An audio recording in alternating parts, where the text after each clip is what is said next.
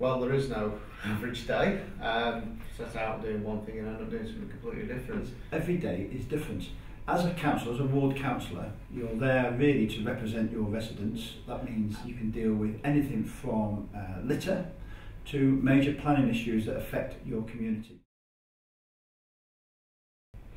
Well, it's important that everyone votes. Have an awful lot of influence over what happens in your local area.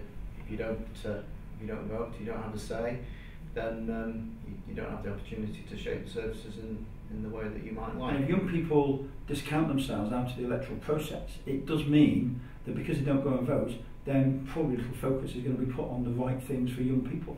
And therefore, if young people want a real important voice within the country, they have to go out and vote in droves.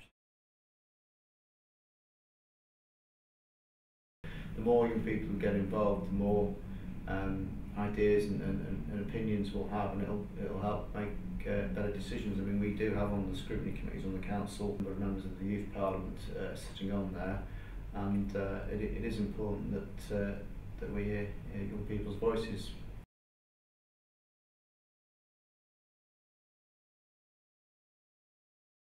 Well, let's first of all talk about children's services. We are responsible for many schools, so it's about providing really good school accommodation and good education for our young people.